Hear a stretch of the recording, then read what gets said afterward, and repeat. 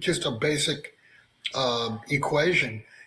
If the United States has all of the gold that we've claimed to have since the last audit in the 1950s, if we in fact do have all that gold and you divide it into $35 trillion of debt, if we had to pay our debt off with the supposed gold that we have, and I highly doubt we have all that, but assuming we do, the number would have to be over $125,000 an ounce.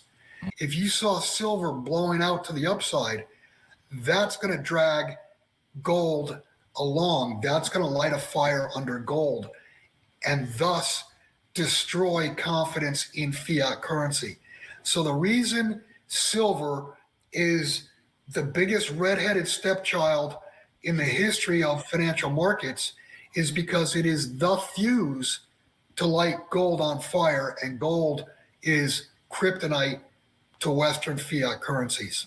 You told us also, Bill, here in your last interview with Greg Hunter on USA Watchdog, you were extrapolating whether or not we would back a currency by gold. You talked about different parameters, 10%, 20%, and 40%. And based on each of those parameters, what could be or should be the gold price to make all of that accounting work.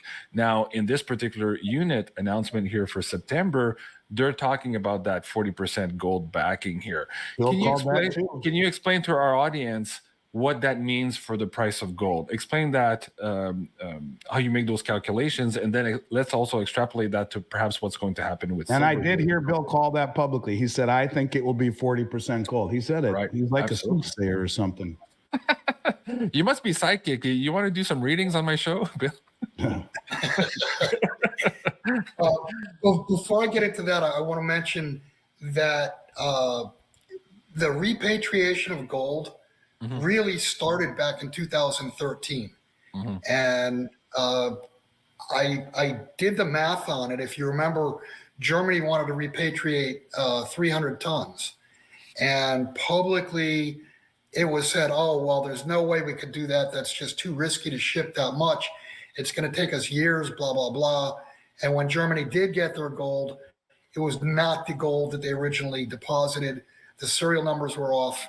And I mean, simple math, a 747 cargo plane can hold or can carry 95 tons. Yeah. So 95 tons divided, into 300 is 3 plane loads and a small one. They could have done it in 2 weeks, but they said, oh, no, no, no. And it didn't get finalized until 2017. Now, as far as the 40% backing, which I'm happy that it's that high. I thought it was possibly only going to be 20, 25%. But understand, look at the math on the amount of global trade that gets settled every day. And if it's going to get settled in this currency, man, that's a lot of gold. And guess what? At current prices, there's not enough gold. So they're going to have to revalue gold. Pick a number. I can't even really guess. 3-fold, 5-fold, 10-fold. Who knows where they're going to settle gold price-wise in order to make it valuable enough to basically settle 40% of global trade. It's a huge number, and the gold, like I said, at current prices, does not even exist. So let's get back into that interview with Greg Hunter. You kind of gave some prices there. You referred to some of the older predictions also by your ex-partner, Jim Sinclair. Where do we see gold as a starting part here if we're backing it at 40%? No idea. The math that I did for that interview, it was just a basic equation. If the United States has all of the gold that we've claimed to have since the last audit in the 1950s, if we in fact do have all that gold and you divide it into $35 trillion of debt, if we had to pay our debt off with the supposed gold that we have, and I highly doubt we have all that, but assuming we do, the number would have to be over $125,000 an ounce. Now, as far as a a trade currency, I'd have to see exactly what the global trade is minus the West, but it wouldn't be completely minus the West, because if the West is trading with BRICS nations, then one would think that the Western nations would have to have these units in order to settle the trade. So they're going to have to go out, dump dollars, dump euros, dump yen, dump British pounds to create the capital to purchase these units. And of course, that's basically a bid directly underneath gold, because, probably the easiest way to purchase a unit would be with gold itself. I mean, how are you going to do it with 50, the other 60%, if it's going to be 50 different currencies? There's no way. That'd be like trying to herd cats. So you just go directly to the source, you buy gold, and basically what you've done is you've bought yourself, representative units, if you will. What you said about silver, you were talking about the overhead resistance. Many people in these communities are talking about that $50 mark from the last all-time high. You're suggesting the overhead resistance is much lower than that perhaps maybe the weak hands have already been washed out here, given the time span between that last high. Explain that to the audience members. What do you mean by that? Well, the last high was 50. And in between that move, I think we ran from $15 or $17 up to $50 in about a 6-month period of time in late 2010, first half of 2011. And, there was choppiness. It would, and I don't even know if these numbers are real or not. I'd have to actually look at a chart. But, we ran up to 20, 25, pulled back a little bit, ran up to 30, 35, pulled back a little bit, chopped at 40, and then we spiked up to 50. So on the way up, there were resistance levels.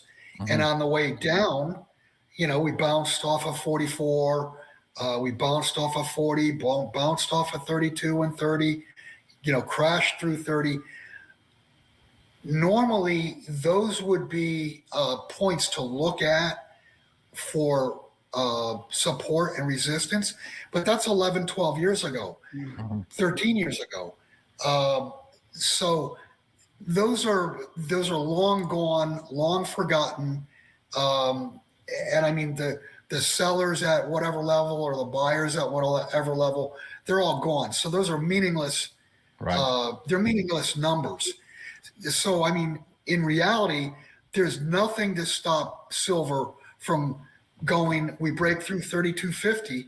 There's nothing to stop it from going immediately to $50.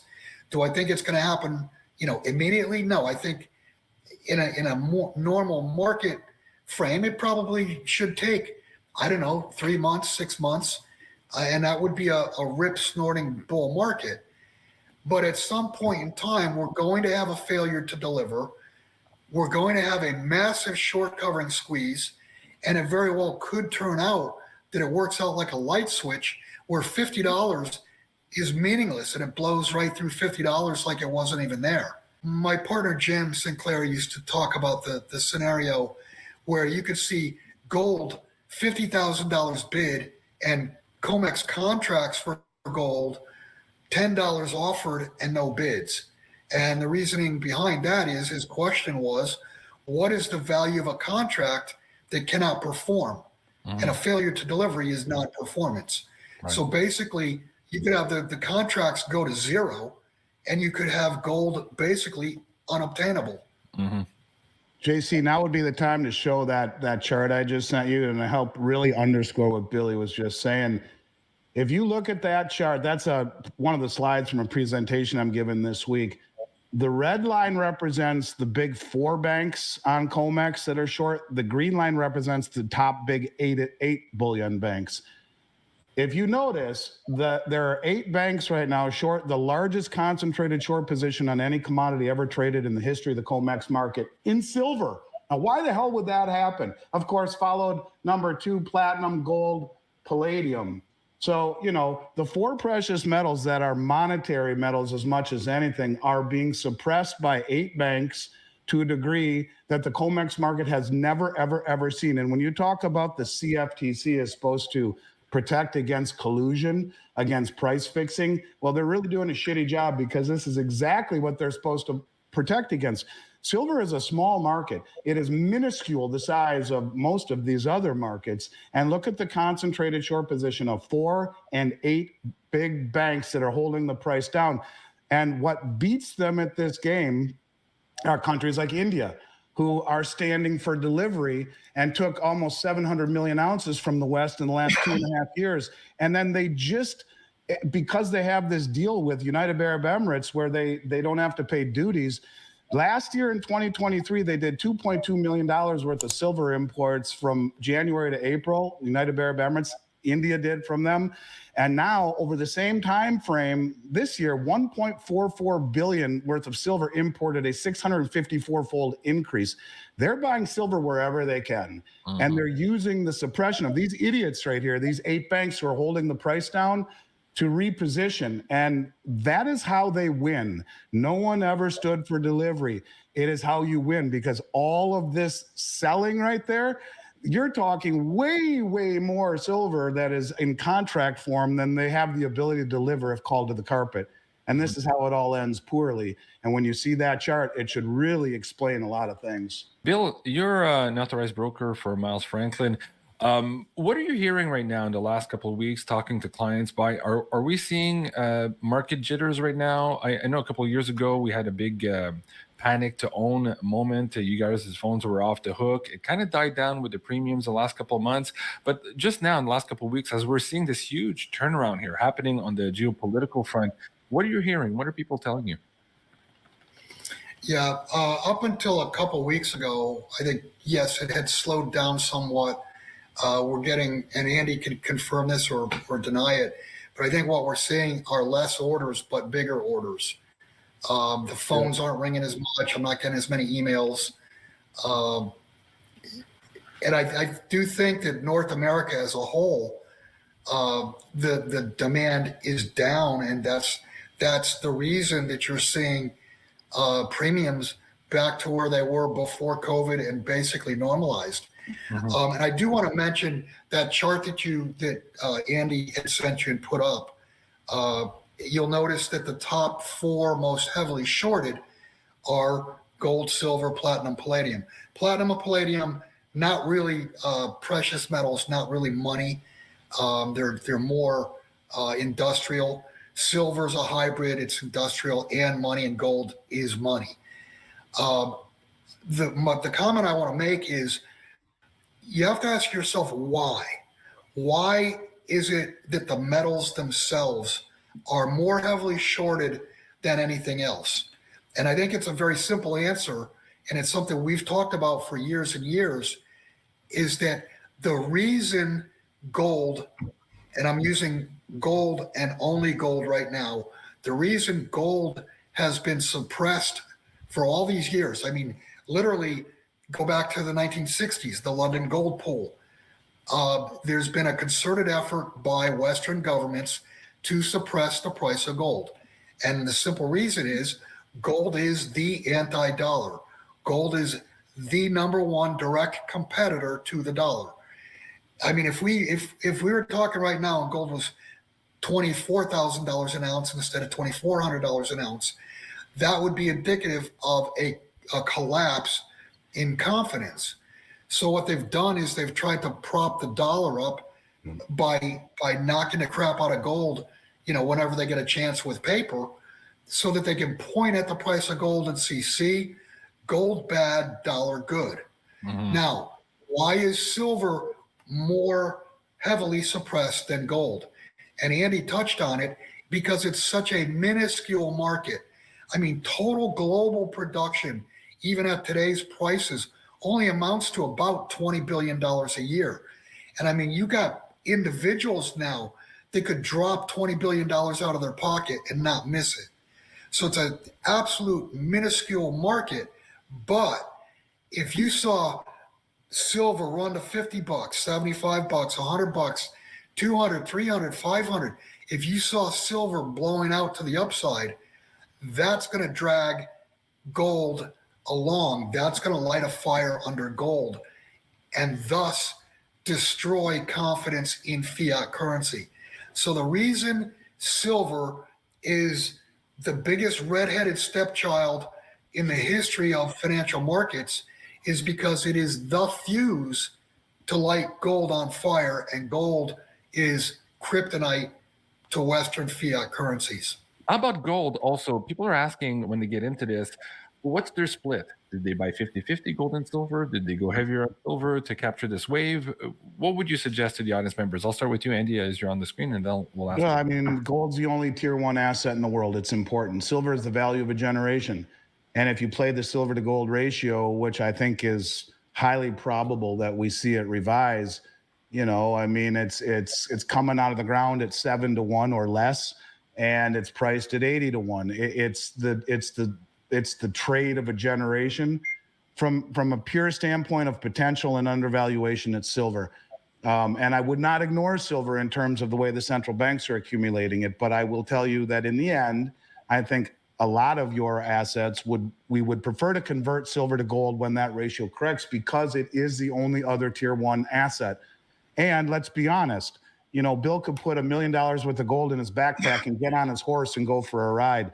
$1 million worth of silver, the horse would be pulling a trailer that would weigh 1,500, 2,000 pounds. So, you know, this is the main problem, logistics. But silver for value, in the end, I have a hard time believing that gold would not be the place to have the majority of your assets, but not yet. Silver provides probably the most undervalued or best trade, silver to gold, of my career for sure. I'll put some numbers on it. My recommendation now for the last probably 3 years, 4 years has been, if you're going to do a mix between gold and silver, you should be at least 70% silver. And the idea being, when all is said and done, you're going to want to be at least 70% gold. The ratio's at 80 right now. If that ratio comes down to 40, that means that silver outperformed gold 2-1. So if you bought all silver, ignoring taxes, if you bought all silver and you swapped out at 40-1 from where we are at 80-1, you would be able to buy 2 gold ounces for every 1 gold ounce that you could buy today.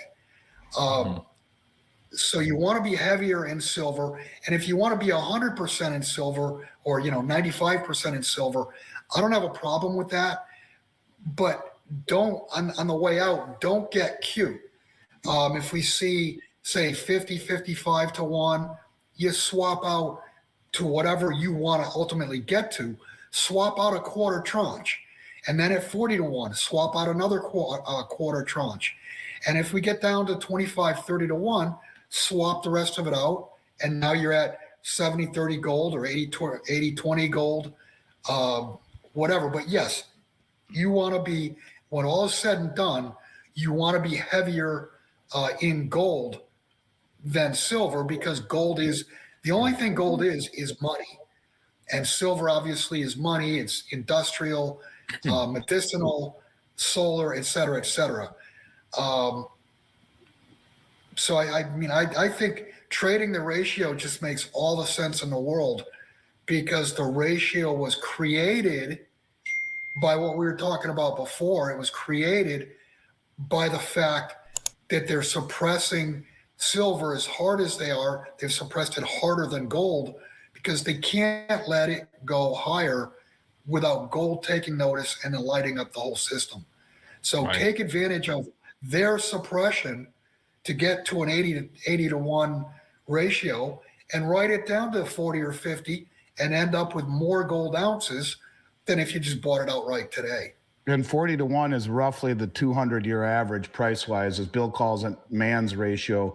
God's ratio, as he calls it right now, and appropriate to call it that, is about 7-1. That's what it's coming out of the ground at. So at 40-1, which would be an average of two centuries roughly, you're still 6 times above what it's coming out of the ground with. So he's saying pigs get fed, hogs get slaughtered.